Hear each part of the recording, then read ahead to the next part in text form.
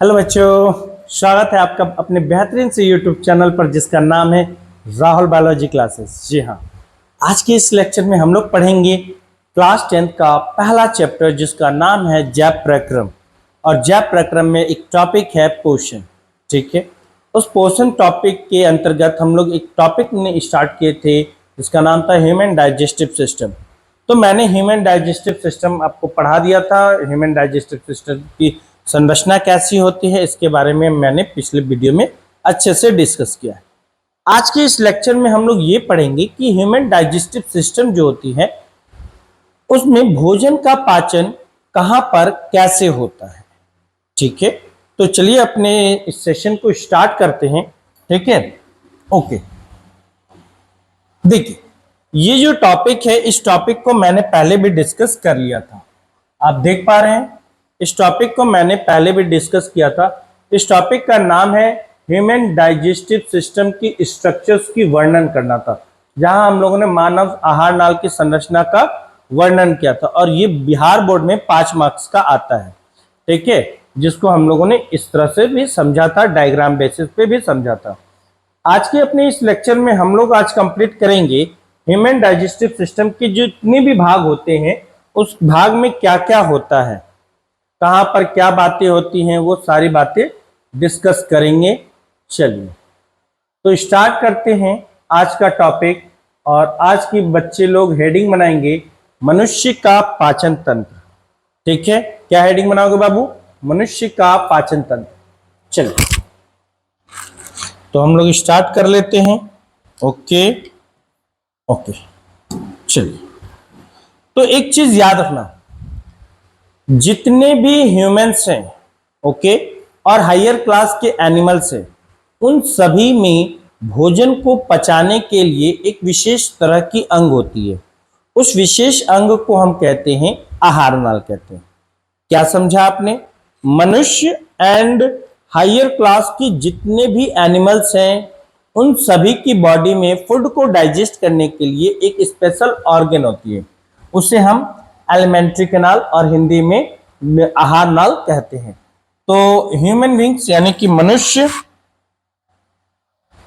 ठीक है बाबू, मनुष्य हो गया और जितने भी एनिमल्स हैं हायर क्लास के एनिमल्स, उनकी मैं बात कर रहा हूं। तो ये मनुष्य एवं जितने भी हायर क्लास के एनिमल्स हैं, ठीक है, उच्च श्रेणी के जीव हैं, उच्च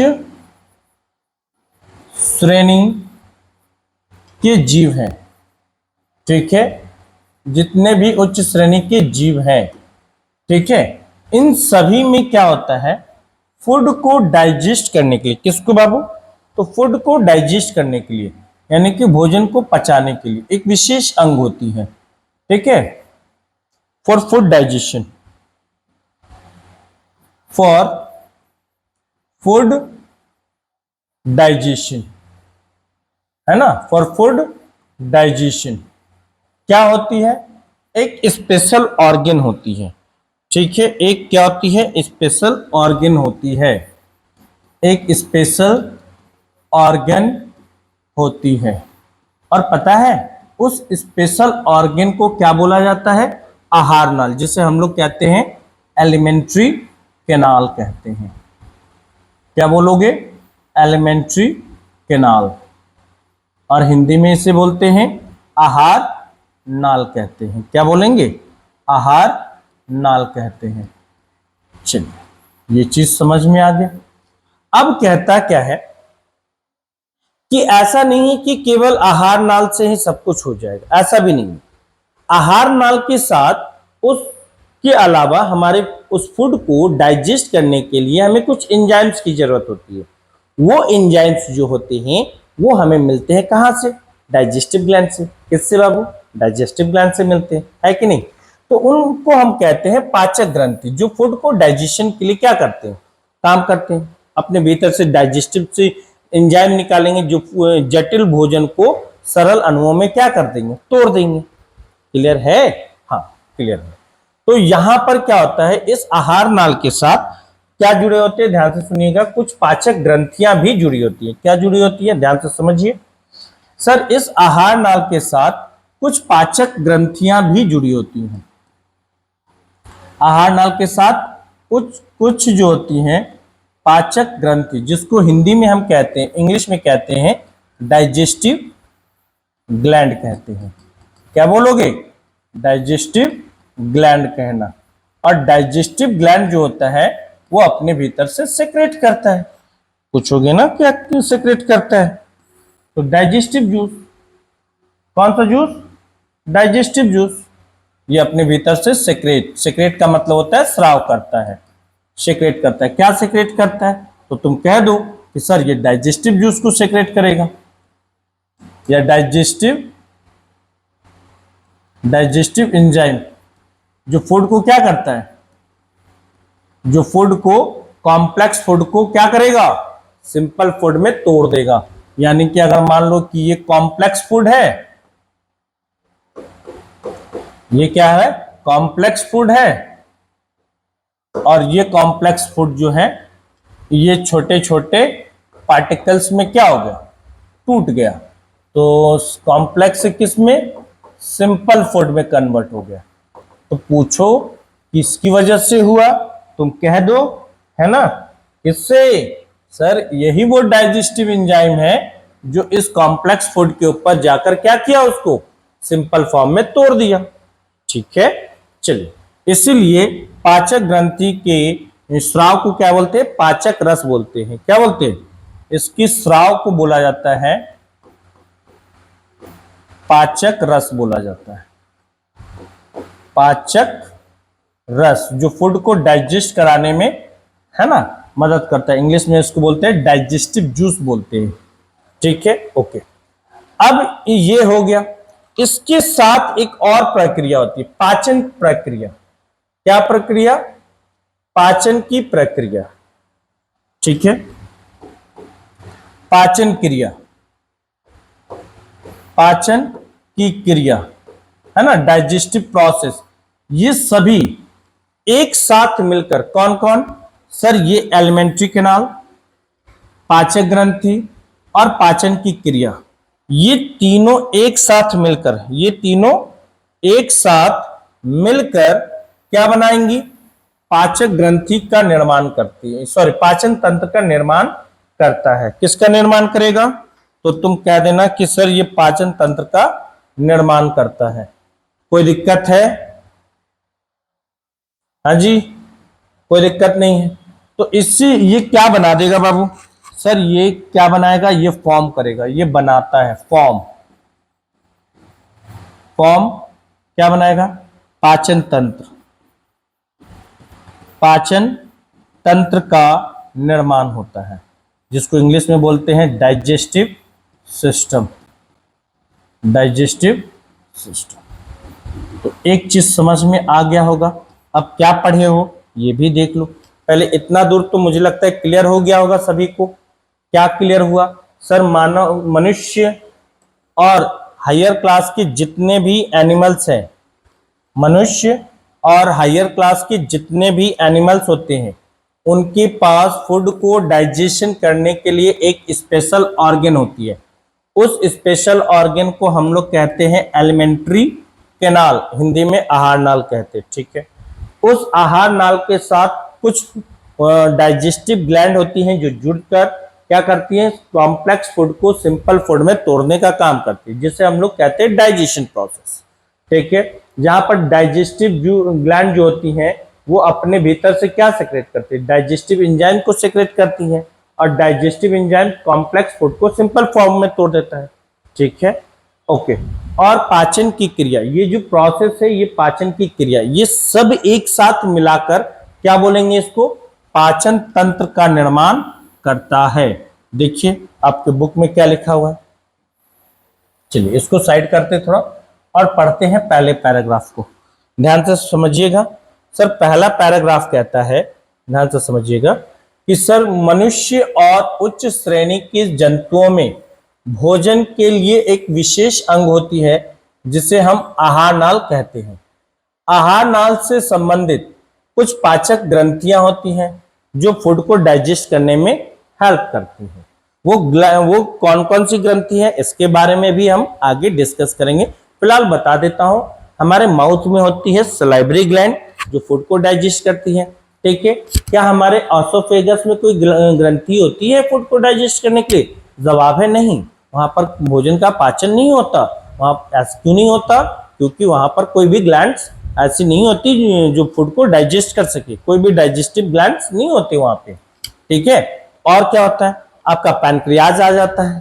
ठीक है, स्टमक होते हैं, स्टमक में गैस्ट्रिक ग्लैंड होती है। ठीक है, उसके बारे में जब मैं स्टमक पे पास पहुंचूंगा तो वहां मैं डिस्कस करूंगा। ठीक है, उसके बाद आपका लीवर होता है। ठीक है, फिर इंटेस्टाइन में होती है ना, ब्रूनल ग्लैंड होती है। सबके बारे में एक एक करके डिस्कस करेंगे। फिलहाल अभी पेशेंस रखिए। चलिए, ओके, इसके बाद हम लोग नेक्स्ट टॉपिक क्या बोल रहे थे? आहार नाल से कुछ आहार नाल से जुड़े होते हैं, कुछ क्या जुड़े होते हैं? पाचक ग्रंथियां जुड़ी होती हैं। ये पाचक ग्रंथियां भोजन को पचाने के लिए अपने भीतर से क्या निकालते हैं? पाचक रस का स्राव करते हैं, जिसका मैंने जिक्र किया है ना, जो भोजन से का पाचन होता है। तो आहार नाल, इससे संबंधित पाचक ग्रंथियां और पाचन क्रिया मिलकर किसका निर्माण करती हैं? तो सर पाचन तंत्र का निर्माण करती हैं। चलिए, इतनी दूर कोई दिक्कत नहीं है। इसके बाद अब हम लोग आगे की ओर बढ़ते हैं। ठीक है, इसके बाद हम लोग आगे की ओर बढ़ते हैं। तो हम लोग बढ़ रहे हैं अब कहां पे? आहार नाल। तो बताओ, पिछली वीडियो में मैंने क्या आपको बताया था कि आहार नाल की लंबाई कितनी होती है बाबू? तो मैंने आपको बताया था आहार नाल की लंबाई कितनी होती है? 8 से 10 मीटर होती है। ये एक इंपॉर्टेंट ऑब्जेक्टिव हो जाता है। ठीक है, इसको अंडरलाइन कर लेना। मैंने ये भी बताया था कि आहार नाल की शुरुआत कहाँ से होती है? मुख गुहा से शुरू होती है। देख लो भाई, ये क्या है? मुख गुहा है, यहीं से शुरू होता है। ठीक है, और कहाँ तक फैला होता है? तो मल द्वार तक फैला होता है। कहाँ तक? मल द्वार। तो मल द्वार कहाँ पे है? तो ये देखिए मल द्वार। ठीक है, यहाँ पे नहीं होगा। मल द्वार जो है यहाँ पे दिखाए हैं, ध्यान से देखिए। ठीक है, ये मल द्वार। और इसको आप ऐसे भी समझ सकते हैं, यहाँ पे देखिए कहाँ से मैंने स्टार्ट किया, ध्यान से देखिए। सर ये रहा, मुख गुहा से शुरू हुआ और मल द्वार में जाकर खत्म हुआ। तो ये जो है, ये कौन है? ये मल द्वार है। यहाँ पर हमारा आहार नाल क्या होता है? खत्म होता है। चलो, इतना दूर तक तो समझ में आ गया होगा। ये होता है मल द्वार, जिसको इंग्लिश में बोलते हैं एनस बोलते हैं। यहां तक कोई दिक्कत नहीं है।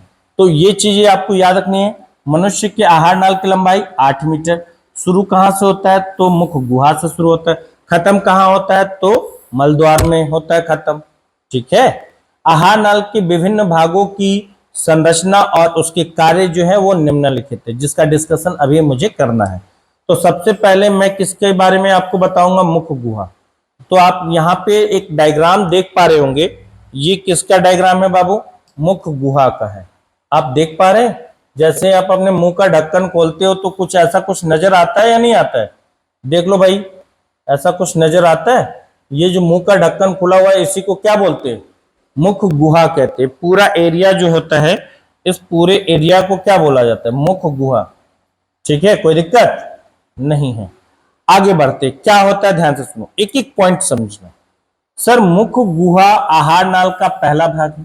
ठीक है, दूसरी चीज, यह जो होती है ऊपरी और निचले जबड़े से क्या होती है? घिरी होती है। तो ऊपर में देखो, ये वाला एक एरिया होगा, निचली जबड़ा। ऊपर में एक होता है जबड़ा, होता है कि नहीं? ये वाला अंदर का होता है ना, ये ऊपर का जबड़ा है, ये नीचे का जबड़ा है। ठीक है, तो ये चीजें देखो। और सबसे खास बात जो बच्चों को पता है, क्या जी ये सब भी बताना पड़ता है? देखिए कितनी अच्छी लाइन कही है।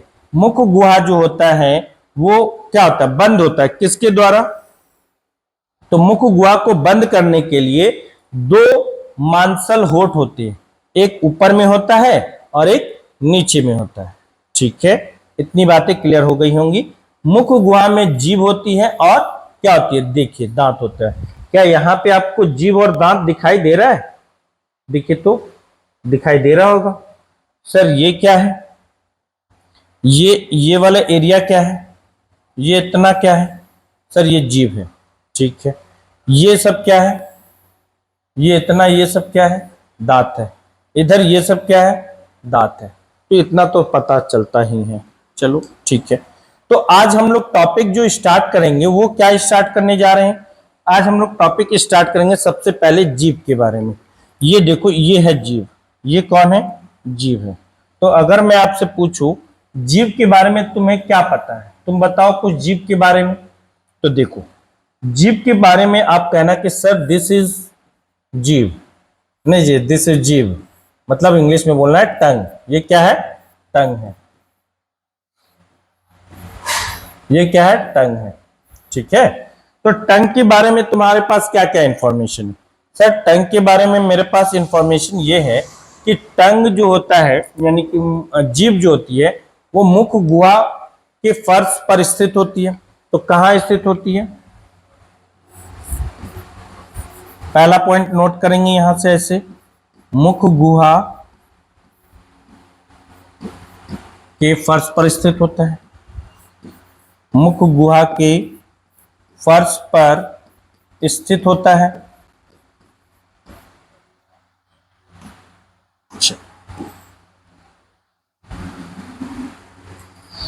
स्थित होता है।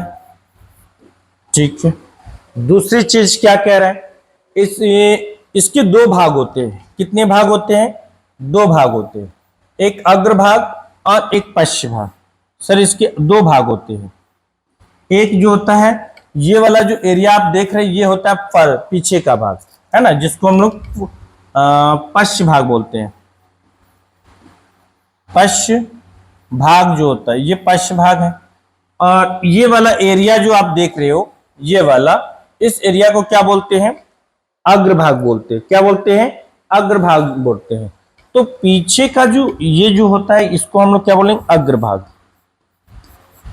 इसको बोलते हैं हम लोग अग्रभाग कहते हैं। ओके, जो फर्श पश्च भाग होता है वो पीछे की तरफ, मतलब पीछे से फर्श से जुड़ा होता है। ये किससे जुड़ा होता है, तो आप कह सकते हैं सर ये वाला जो होता है ये फर्श से जुड़ा होता है। किससे जुड़ा होगा, ये फर्श से जुड़ा होता है,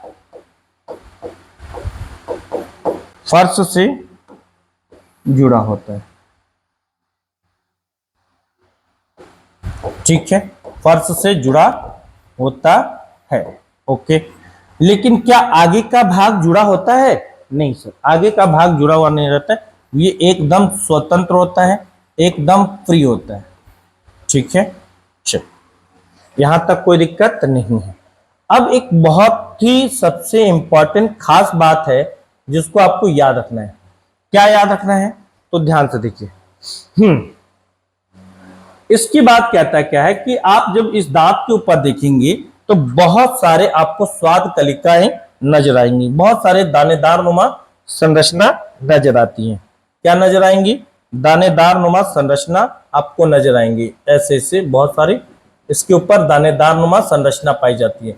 इन दानेदार नुमा संरचना को क्या कहते हैं, क्या कहेंगे, इसको छोटे छोटे अंकुर को स्वाद कलिका कहते हैं। तो जीभ पे क्या होती है, क्या होती है, कई छोटे छोटे अंकुर होते हैं। कई क्या होते हैं, सतह पर, जीभ के सरफेस पे, है ना जी, सतह पर,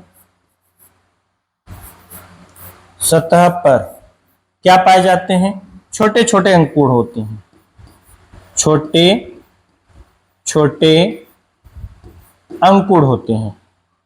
ठीक है, चलिए जी, छोटे छोटे अंकुर होते हैं। इन छोटे छोटे अंकुर को क्या कहते हैं, बोल दे भाई, नहीं बोलेगा, क्या बोलेगा, बोलो, उसको बोलेंगे हम लोग स्वाद कलिका। क्या बोलेंगे, स्वाद कलिका। ठीक है, यस, और इंग्लिश में बोलते हैं टेस्ट बर्ड। अरे भाई मेरे, टेस्ट बर्ड बोलेंगे, क्या बोलेंगे, टेस्ट बर्ड बोलेंगे। और इसी टेस्ट बर्ड की मदद से हमें क्या मिलता है, भोजन के विभिन्न स्वादों का पता लगाते हैं। तुम जो चाट फुचका इतना खाते हो ये सब, या पनीर खाते हो, चॉकलेट खाते हो, मिठाई खाते हो, जो भी यार तुम डिस्क वगैरह खाते हो, तुम्हें अच्छे स्वादों का पता चलता है कि नहीं? कोई चीज खट्टी है, कोई चीज मीठी है, कोई चीज कड़वा है, खट्टा है, ये सब कैसे हमें पता चलता है? इन्हीं स्वाद कलिकाओं की वजह से हमें पता चलता है। ठीक है, यहां तक कोई दिक्कत नहीं होना चाहिए। तो मुझे लगता है यहां तक अच्छे से समझ में आ गया होगा। चलो, ओके, यहां तक हो गया क्लियर। अच्छा, इसके अलावा ध्यान से सुनो, जीव का कोनो कुछ काम होता होगा जी? जीव कुछ करता होता है या नहीं है कि बस ऐसे ही हमारे मुख गुहा में है? नहीं, जीव का काम है। तो मुझे पता है, आपको भी पता होना चाहिए कि जीव करता क्या है। देखो, सबसे पहले तो मैं बोल रहा हूं, क्या टंग का मूवमेंट हो रहा है कि नहीं हो रहा है? हो रहा है। तो सर अगर आप कहिए कि टंग को ऐसे पकड़ लीजिए, आप कहिए कुछ, तो कह पाएंगे? नहीं कह पाएंगे ना। तो एक बात बोलिए, कहीं ना कहीं पहली बात तो हमें यह समझ में आ रहा है कि सर जीभ हमें बोलने में मदद करता है। जीभ क्या करता है? बोलने में। तो अगर मैं इसकी कार्य के बारे में बात करूं, किसके बारे में? इसका कार्य, काम क्या करता है? तो पहला कार्य तुम ये कह सकती हो कि सर ई जो है ना, ई पहला काम करता है कि हमें बोलने में मदद करता है। बोलने में मदद करता है, बोलने में मदद करता है। चलो, पहला काम हो गया। दूसरा क्या काम है? सर ये भोजन को क्या करता है? अंदर की ओर क्या करता है? भेजने का काम, यानी भोजन को पीछे की ओर धकेलता है। तो भोजन को क्या करेगा? पीछे की ओर धकेलता है। भोजन को पीछे की ओर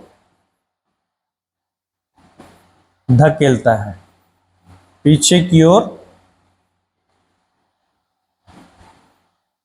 पीछे की ओर धकेलता है, जिससे कि भोजन ग्रसनी, और ग्रसनी से फिर वो ग्रास नली में पहुंच जाता है।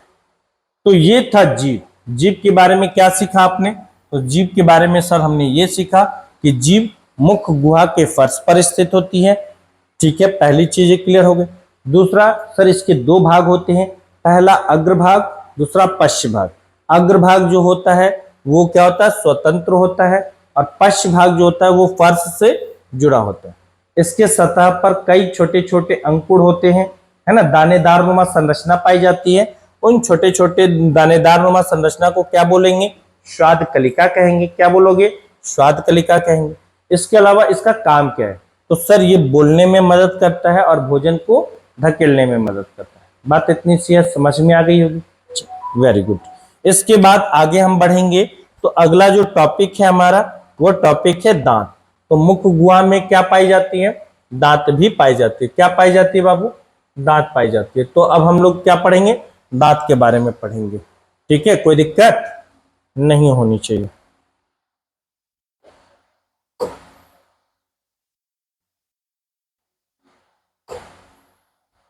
ये देखिए, ई है का दांत है, ये तुमरा दांत है ना, सबका, हम सब का दांत है ये।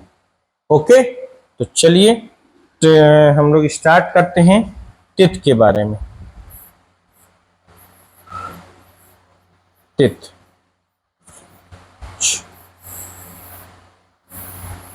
ओके।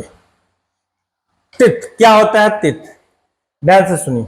अभी जस्ट बताया हमने कि मुख गुहा में क्या होती हैं? ऊपरी और निचली जबड़े होती हैं। ठीक है, इन्हीं जबड़ों में क्या होता है? दांत मसूड़ों में पाई जाती है, धसी होती है, व्यवस्थित होती है, अरेंज्ड होती है। तो पहली पॉइंट क्या बोल रहा है? ध्यान से सुनिए अच्छे से। सर मुख गुहा के ऊपरी और निचले जबड़े पर क्या होती है? दांत पाई जाती है। ये पहला पॉइंट हो गया। प्रत्येक दांत जबड़े के मसूड़े से क्या होता है? जुड़ा होता है। कोई दिक्कत? प्रत्येक दांत जो होते हैं वो किससे जुड़ा होता है? मसूड़े से जुड़ा होता है। ठीक है, दांत का वह भाग जो मसूड़े में धंसा होता है उसे हम क्या बोलते हैं? जड़ कहते हैं। आप इस इमेज को देखिए, मैं थोड़ा इस इमेज को आपको बड़ा कर दूं ताकि आपको दिख सके। ठीक है,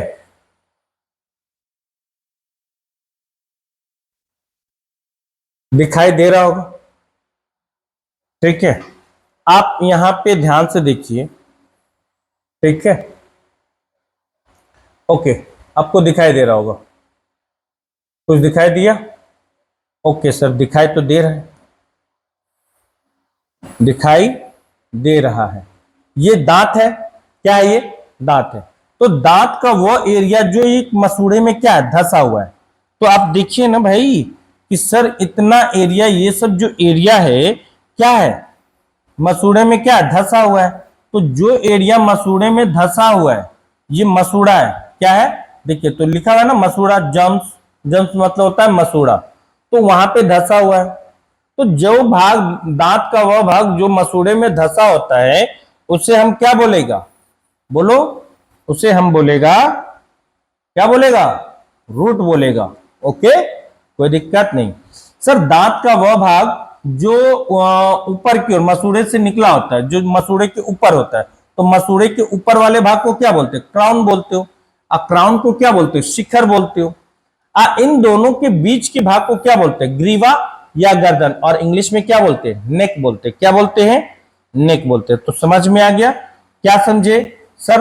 हमने ये समझा कि दांत के 3 भाग होते हैं। दांत के कितने भाग होते हैं? 3 भाग होते हैं।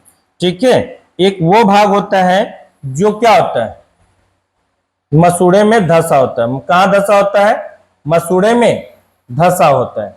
और मसूड़े में जो दांत धंसे होते हैं उसको हम लोग क्या बोलेंगे सर? मसूड़े में जो दांत धंसे होते हैं उसे हम रूट बोलते हैं या जड़ बोलते हैं। क्या बोलेंगे? जड़। तो इतना एरिया जो है इसको हम क्या बोल रहे हैं? जड़। दांत का वह भाग जो मसूड़े से बाहर निकला हुआ है उसको हम क्या बोलते हैं? ग्रीन, शिखर बोलते हैं, जिसको इंग्लिश में क्राउन कहते हैं। CROWN। चलिए यहां तक भी दिक्कत नहीं होना चाहिए। और इन दोनों के बीच के भाग को, जड़ और क्राउन, इन दोनों के बीच के भाग को क्या बोलोगे? ग्रीवा या गर्दन कहना, इंग्लिश में नेक कहते हैं। तो इतनी बातें हो चुकी हैं। अब एक चीज समझो क्या होता है,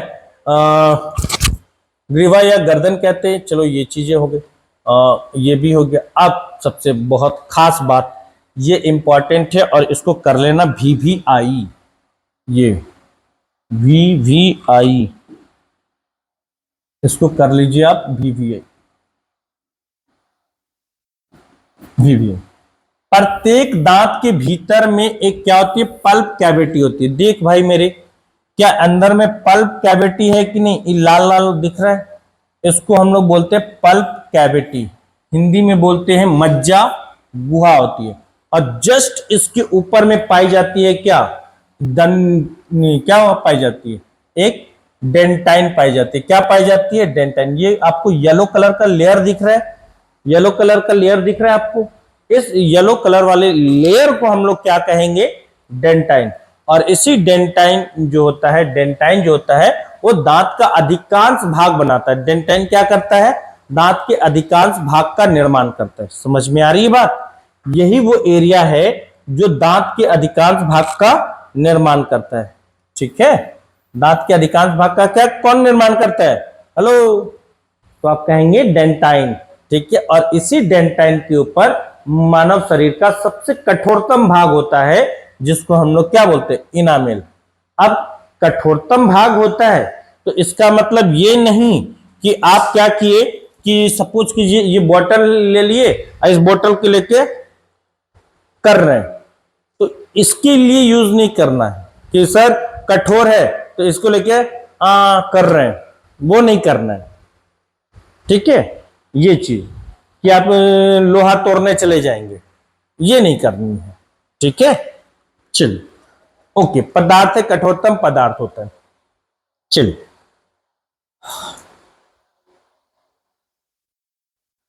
चलिए, ये जो डेंटाइन होती है, आगे देखिए कितनी अच्छी लाइन कही है कि सर देखिए कितनी, जो बोल रहा हूं सर, ये हड्डी जो होती है, ये जो डेंटाइन पार्ट होता है ना, ये हड्डी से भी अधिक कड़ी होती है और किस रंग की होती है? पीले रंग की होती है। और डेंटाइन के ऊपर वाले भाग को क्या बोलते हैं? इनामेल कहते हैं। ये वाली देखो जी, दांत के अधिकांश भाग को क्या बोलते हैं? सॉरी, दांत का जो मजबूत एरिया है इनामेल है, और इनामेल किसके ऊपर है? डेंटाइन। तो इनामेल को कौन बना रहा है? डेंटाइन बना रहा है। इनामेल को कौन बना रहा है? डेंटाइन। ठीक है, और ये दांत की ऊपरी परत होती है, दांत की ऊपरी परत होती है।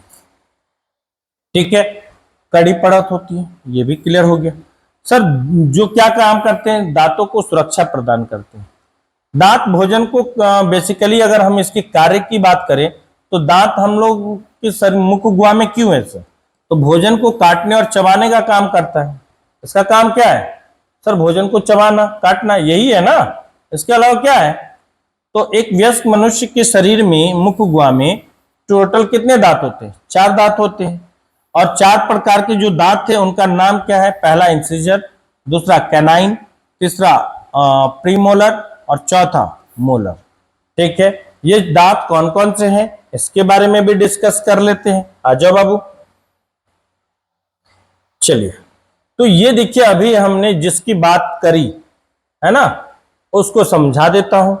यह देखिए, दिखाई दे रहा है, ये देखिए, इसको थोड़ा हम बड़ा कर देते हैं तो इससे आपको क्या होगा, अच्छे से दिखेगा। दिखाई दिया, ये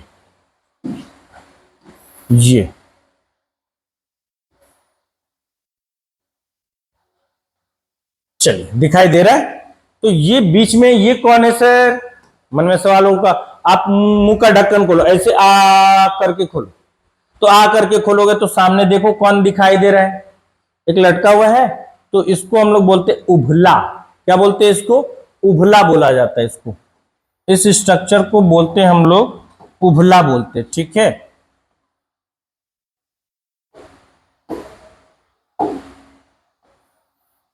इसको बोला जाता है उभला, उभला बोला जाता है। तो मन में सवाल उठता होगा कि सर करता क्या है। तो देख भाई मेरे, ये हमारा नजल नोज है, और नोज जो होता है यहाँ पर नजल कैविटी है, और ये नजल कैविटी से होते हुए यहाँ पहुंचता है इधर। तो अंदर में ऊपर की ओर एक छेद होता है, ठीक है, तो उसको बोलते हैं नजल पोर। उस नजल पोर को बंद करता है। जब हम खाना खाते हैं ना, तो भोजन हमारा नजल पोर में ना चला जाए, ठीक है, क्योंकि उसका सीधा कनेक्शन ब्रेन से होता है। तो ब्रेन में भोजन को ब्रेन में जाने से रोकेगा, इसलिए ये उभला होता है। जो क्या करता है, प्रिवेंट करता है, फूड को नजल पोर में जाने से रोकता है। इस वजह से कभी कभी देखते होगी कि हम जब खाना खाते हैं तो ये खाना सड़क जाता है बात करते समय।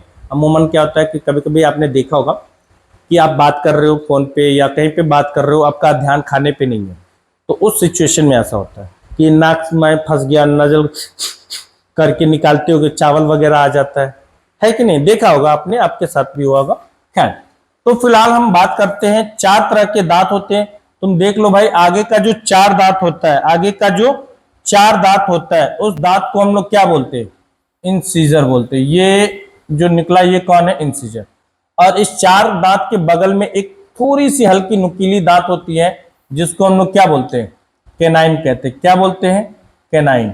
इधर से एक, इधर से एक, क्लियर है, एक इधर से एक इधर से, एक इधर से एक इधर से। फिर उसके बाद क्या होता है, 2 प्रीमोलर होते हैं। 2 क्या होते हैं, प्रीमोलर होते हैं। ठीक है, 2 क्या हो जाएंगे, प्री मोलर हो जाएंगे। तो देखिए ई दूगो जो है ये प्रीमोलर है, ये दूगो जो है प्रीमोलर है। ठीक है, उसके बाद जो होता है लास्ट में जो आता है वो कौन होता है, मोलर होता है। तो मोलर कितने होते हैं, टोटल 3 होते हैं।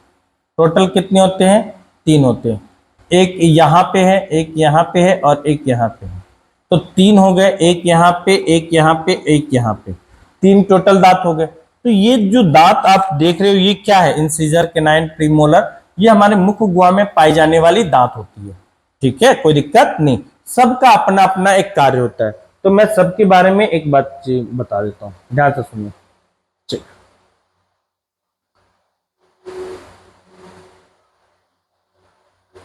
ओके, अब ध्यान से देखो। तो एक तरफ मैं लिख देता हूं दांत के नाम, क्या लिख दूं,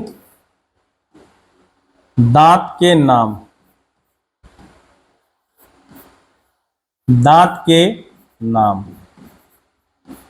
ठीक है, एक तरफ लिख देता हूं उसकी संख्या। ठीक है, और एक तरफ लिख देता हूं उसके कार्य। ओके, सबका काम क्या है और ये क्या है। पहला जो दांत है उसका नाम क्या है, कतरनक।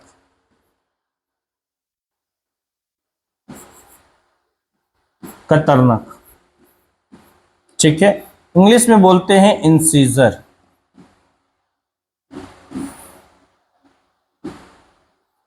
क्या बोलेंगे? इंसीजर।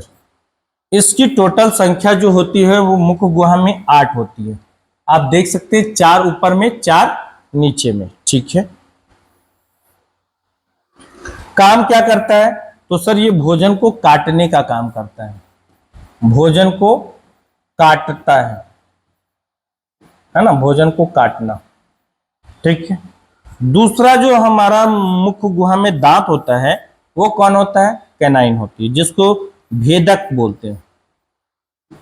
भेदक भी बोल सकते हो या रदनक भी बोल सकते हो। ठीक है, चलिए, तो इसका नाम क्या होता है? कैनाइन। क्या नाम होता है? कैनाइन। ओके, कैनाइन की संख्या टोटल कितनी होती है? 4। देखो, एक 2 ऊपर में और 2 नीचे में होता है, तो उसकी संख्या टोटल कितनी हो गई? 4 हो गई। ठीक है, ये काम क्या करता है? तो भोजन को चीरने फाड़ने का काम करता है, भोजन को चीरने फाड़ने का काम करता है, चीरने फाड़ने का काम करता है, चीरने फाड़ने का कार्य है। ठीक है, चलो, तीसरा जो है वो होता है अग्रचवर्णक। ठीक है, तीसरा क्या होता है? अग्रचवर्णक होता है। ठीक है, अग्रचवर्णक। ठीक है, अग्रचवर्णक को इंग्लिश में क्या बोलते हैं? प्रीमोलर। क्या बोलेंगे? प्रीमोलर। इसकी संख्या टोटल कितनी होती है? 8 होती है। कितनी होती है? 8। ये भोजन को क्या करता है? सर ये भोजन को पीसता है, भोजन को चबाना एवं पीसना, भोजन को चबाना एवं पीसना का कार्य करता है। ठीक है, ओके। इसके अलावा चौथा जो है वो कौन है? चौथा जो होता है वो होता है आपका चवर्णक। चवर्णक, जिसको इंग्लिश में कहते हैं मोलर। क्या बोलोगे? मोलर। इसकी संख्या टोटल कितनी होती है? तो तुम कहना इसकी संख्या टोटल जो होती है वो होती है 12। ठीक है, इसका भी काम क्या है? वही काम है जो आपका अग्रचवर्णक का है। तो ये हो गया। चलिए, तो मुझे लगता है यहां तक क्लियर हो गया। तो इस तरह से आप देखिए टोटल मनुष्य की मुख गुहा में कितनी दांतें हो गई? तो टोटल टीथ हो गया,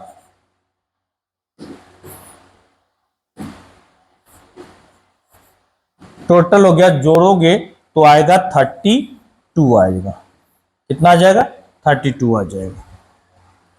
ठीक है, चलिए, अब इसका हम लोग क्या करेंगे? डेंटल फॉर्मूला बनाएंगे। चलिए, तो डेंटल फॉर्मूला लिखते हैं।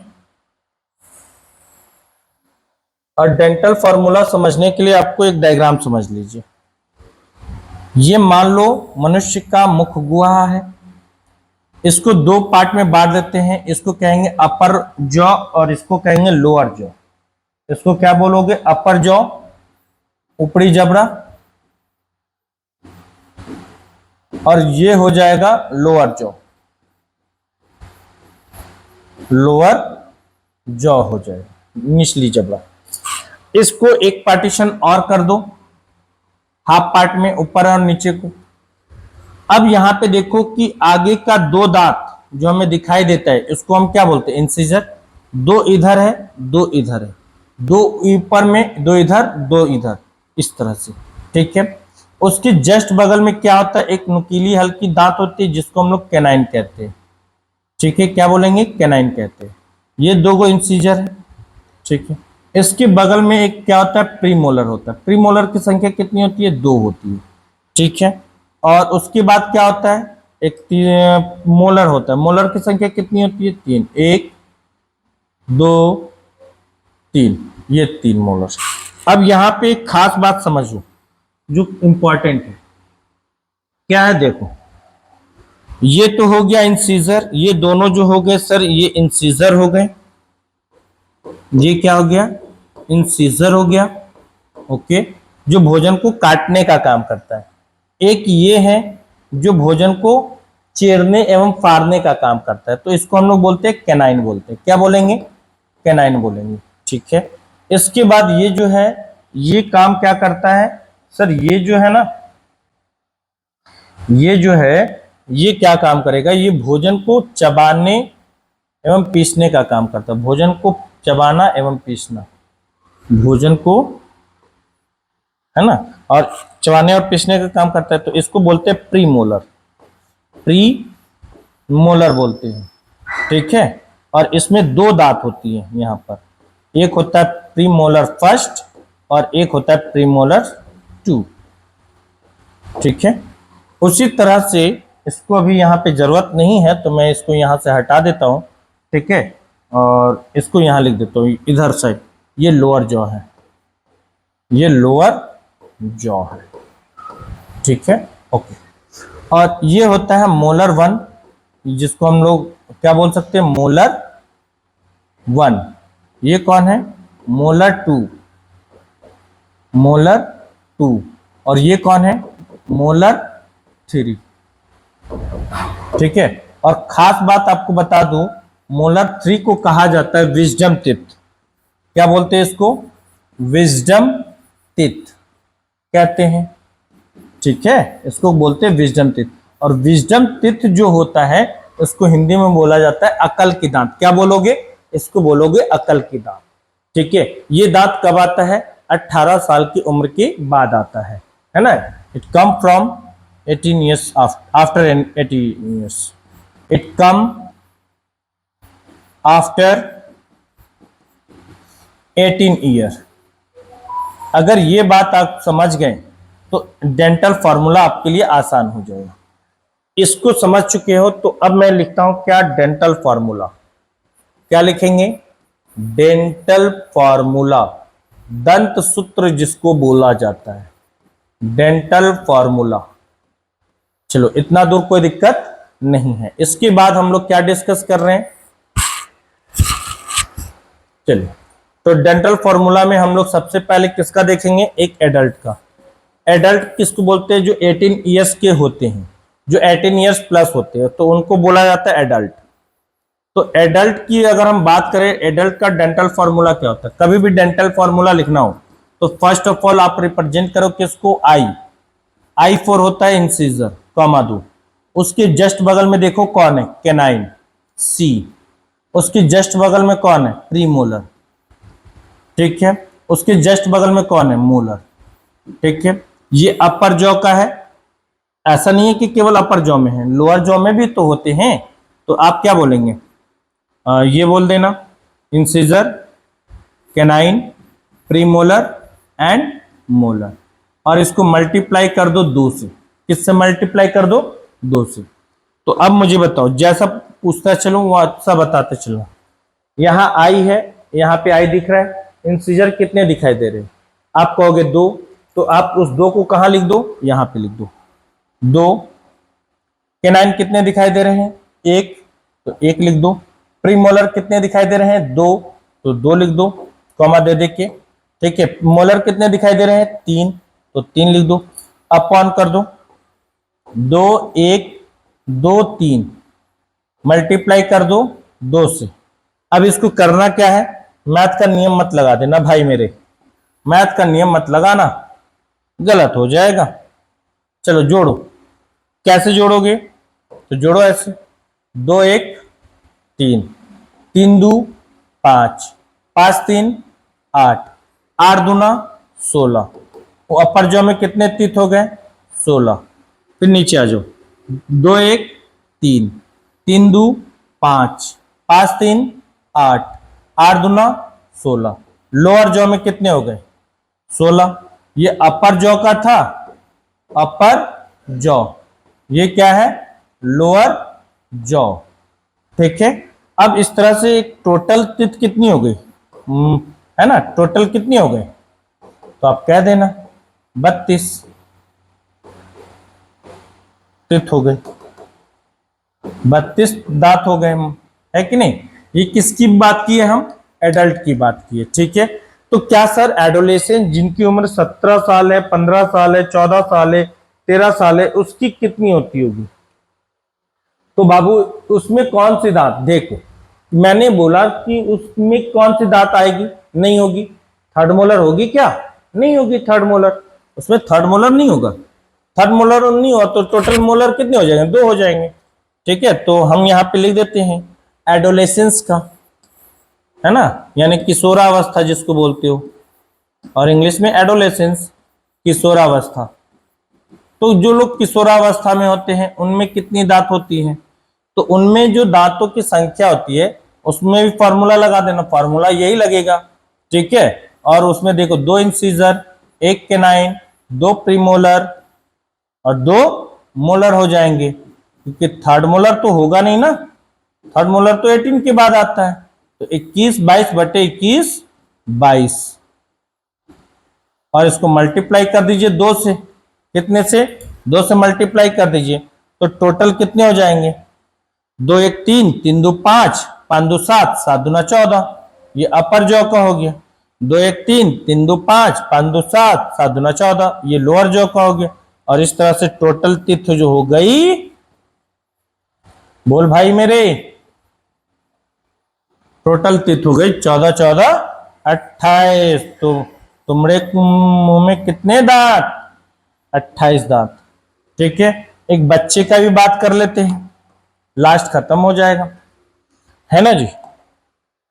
तो बच्चे की बात करते हैं, तो लास्ट जो थर्ड नंबर आता है ना, चाइल्ड का। तो चाइल्ड में याद रखना, चाइल्ड में की केस में क्या होता है, मोलर इसमें सॉरी प्री मोलर एब्सेंट होते हैं। इसमें क्या होता है? प्री मोलर एब्सेंट होता है। ठीक है, प्री मोलर क्या है? एब्सेंट होता है। तो क्या लिखोगे?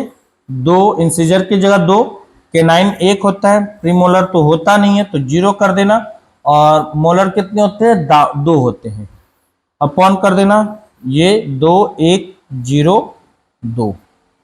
ठीक है, मल्टीप्लाई कर दो 2 से, टोटल कितने आ गए? जोड़ के बताओ।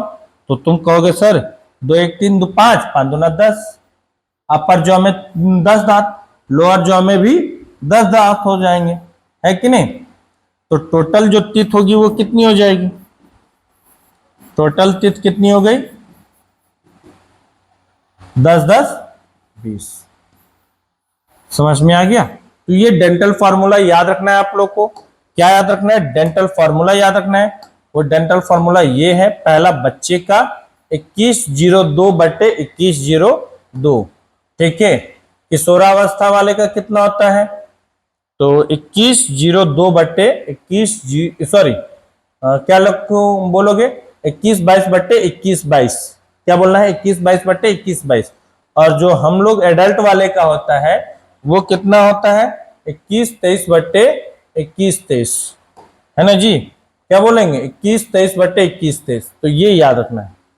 तो ये था आपका डेंटल फॉर्मूला। तो यहां तक कोई दिक्कत नहीं है।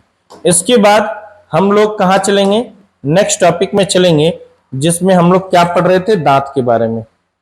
ठीक है, तो चलिए, तो दांत के बारे में मैंने पूरा डिटेल से बता दिया। इसके बाद अगला जो मेरा स्लाइड है, ध्यान से सुनिए। कई बार कई लोगों को क्या होता है, दांत मतलब देखो एक टॉपिक है दंत अस्थिच्छ, डेंटल कैरीज बोलते हैं इसको।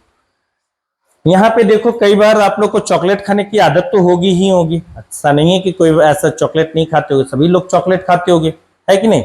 तो देखो यहाँ पे क्या है बाबू, यहाँ पे कुछ इंफॉर्मेशन दी गई है, केवल यहाँ से लिखना नहीं, केवल समझना है। ठीक है, ओके। क्या समझना है सर? तो देख भाई मेरे, क्या समझाता हूं। दंत अस्थिच्छ क्या होता है? दंत अस्थिच्छ सर एक चीज बता दूं कि हमारा दांत जो होता है वो एक एक्सोस्केलेटन होता है। क्या होता है? एक्सोस्केलेटन होता है। ठीक है, इसलिए वो अस्थि है। क्षय का मतलब होता है नुकसान। क्षय का मतलब क्या हो रहा है? नुकसान हो रहा है। ठीक है, तो जब हम कोई मीठी चीज जैसे मिठाई, चॉकलेट, आइसक्रीम इत्यादि खाते हैं, तो खाने के बाद अपनी दांतों को क्या हम अच्छी तरह साफ करते हैं? अगर आप अच्छी तरह से दांत को साफ कर रहे हैं तब तो कोई बात ही नहीं है। ठीक है, लेकिन जब आप अच्छी तरह से दांत को साफ नहीं करते, ठीक है, तब ये जो चीजें, चाहे वो मिठाई हो, चॉकलेट हो, आइसक्रीम हो, इन सब में होता है शुगर। क्या होता है? शुगर। और ये जो चीजें होती हैं हमारे दांतों से चिपक जाती हैं, ठीक है। और इसमें मौजूद होते हैं शक्कर, है ना। इसमें क्या मौजूद होता है? शक्कर। और उस शक्कर मतलब शुगर, और इस शुगर पर कौन बैठ जाता है? बैक्टीरिया। शुगर पर कौन बैठ गया? बैक्टीरिया। जहां वो क्या करता है? केमिकल रिएक्शन करके क्या बना देता है? एसिड बना देता है। क्या बनाते हैं? एसिड। और ये जो एसिड होते हैं वो दांत की बाहरी परत पर क्रिया करके उसे नरम बना देते हैं, सॉफ्ट बना देते हैं, जिस पर धीरे धीरे उस स्थान पर एक क्या बन जाता है? एक छेद बन जाता है। उस छेद को हम लोग क्या बोलते हैं? दंत अस्थि क्षय कहते हैं। इसलिए जब भी भाई मेरे चॉकलेट खाओ तो दांतों को अच्छी तरह से साफ कर लेना, ठीक है। नहीं तो पता चलेगा कि कुछ दिन के बाद क्या हो गया? दांतों में क्षय हो गया, मसूर दांत पकड़ के बैठल हो, आ गए मैया, ठीक है, बड़े दुखा रहा है दांत। नहीं, बैक्टीरिया तथा भोजन के महीन कण जो होते हैं वो दांत से चिपककर एक परत का निर्माण कर देते हैं। जब ये इसे अच्छी प्रकार से साफ नहीं किया जाता है तब यह दांतों पर एक अस्थायी परत बना देता है, और यह परत दांत प्लग कहलाता है। क्या कहलाता है? इसलिए भोजन के बाद दांतों को नियमित रूप से अच्छे से क्या करना चाहिए? दंत मंजन से साफ करना चाहिए, ठीक है। ओके। अगर आप ऐसा नहीं करते हैं, अगर आप ऐसा नहीं करते हैं तो क्या होगा, है ना। देखो जी क्या हो जाए, आपने पाइडिया का नाम सुना है? पाइडिया, दांत मुंह से बदबू आना, है ना, दांत में पीलापन पड़ जाना, परत हो जाता है, पीला पीला बहुत परत बन जाता है, महकता है, बोलोगे तो मुंह से बांस आएगा, ठीक है। तो वैसी बीमारी हो जाती है। आप चार लोगों के बीच में बैठ नहीं सकते हैं, आप बोलोगे तो महकेगा, लोग आपकी से घृणा करेंगे। ऐसा नहीं करने पर बैक्टीरिया जो होती है वो दांतों के भीतर प्रवेश कर जड़ों तक पहुंच जाती है, और इससे दांत क्या हो जाते हैं? संक्रमित हो जाते हैं, और जिससे दांतों में दर्द होना शुरू हो जाता है। तो ये क्या होता है? ध्यान से सुनिए। ये जो आप देख रहे हैं ना इमेज दांत का, ये इमेज, मैं थोड़ा इस इमेज को थोड़ा सा बोल्ड कर देता हूं ताकि मैं अच्छे से और भी समझा दूं, ठीक है। एक चीज करता हूं, इसको लेकर आता हूं कहां पे, ओके, एक मिनट भाई मेरे रुक जा।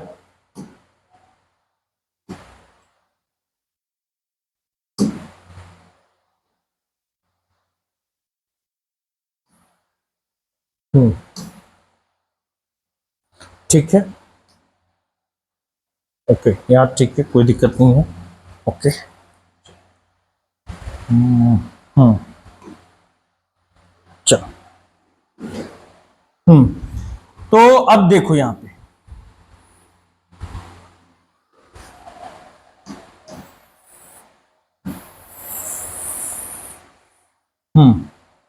ये इमेज आपको दिख रहा है?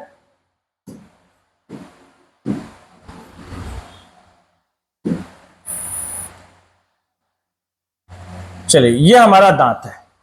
देखो भाई, जब तुम दांतों को अच्छी तरह से साफ नहीं करते तो होगा क्या कि इस दांत की परत पर धीरे धीरे माइक्रो ऑर्गेनिज्म बैठना शुरू हो जाएंगे, और ये एक समय के बाद पूरा परत बना देगा, और धीरे धीरे ये आपके दीवार के ऊपर अटैक कर करके ये आपके दांत के अंदर जितने भी नर्व हैं, ब्लड वेसल्स हैं, वहां तक पहुंच जाएगा, उसकी जड़ों तक पहुंच जाएगा, ठीक है। और तब जाकर हमको जो दर्द का एहसास होता है ना, इसी सब में झंझनाहट होती है। आपने सेंसोडाइन का प्रचार देखा होगा, है कि नहीं? तो जब भी मैं कुछ आइसक्रीम खाती थी, तो कोल्ड ड्रिंक्स पीती थी, ठंडा चीज खाती थी, तो दांतों में एक झंझनाहट सी होती थी, पढ़ा देखा होगा ना, तो वो इसी में होता है। ये उस बंदे का डैमेज हो चुका है, इसलिए आपको कोई चीज बर्दाश्त नहीं होगा, आप अच्छे से खा नहीं पाओगे फिर, ठीक है। तो ये चीजें डैमेज हो जाती है, इसी को प्रोटेक्ट करना है। क्या लगता है दांत के इस भाग में खून होता है? नहीं, दांत के इस भाग में खून होता है, जो दर्द होता है ना वो इसी एरिया वाले रीजन से होती है। क्लियर हो गया? चलिए, तो इसके बाद हमारा जो नेक्स्ट टॉपिक है वो है लार ग्रंथि, ठीक है। तो लार ग्रंथि की क्लासेस हम लोग करेंगे अगले क्लासेस में। आज के लिए इतना ही, ठीक है, ओके, चलिए।